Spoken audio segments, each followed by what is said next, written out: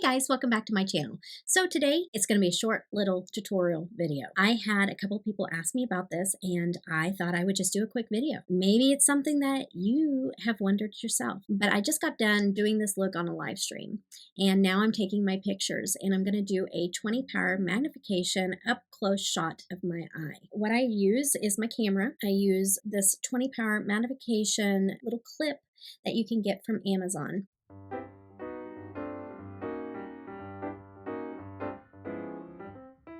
You make sure you clip it over where you can see on your photos that the camera is facing the front ways to be able to capture this. And so just really quick so that you guys can see what I do.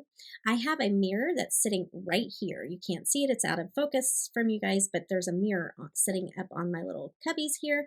And what I'm gonna do is I'm gonna hold my phone and here, let me see if I can turn my face, but I'm going to allow the camera to be kind of so I can see with my other eye in the mirror here what it shows on the picture. And I'm going to get my eye just like if I want to squint it, not show my eye as much, or open it up and show my eye more, and I kind of angled the bottom of the phone towards my mouth and the front part back just a little bit. And then I get it really close to my eye and I have the flash on. Okay, I know this is not a real good angle, but you know. I'm doing it for you guys, so there you go. Okay. And I don't like that one. So I'm going to go back and I'm going to do it again until I get the one that I want. And then I just save that one. There's different ones that like I take and like I'm just like, no. And then I also crop out like my nose or something like that because I just want the picture of the eye.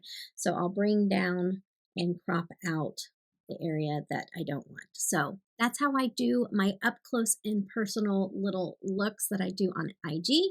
If you're not following me over on IG, it's Debutawn over there as well. Come over there and I'd love to have you over there as well. So I hope this was helpful to somebody. And if not, then thank you for watching anyways.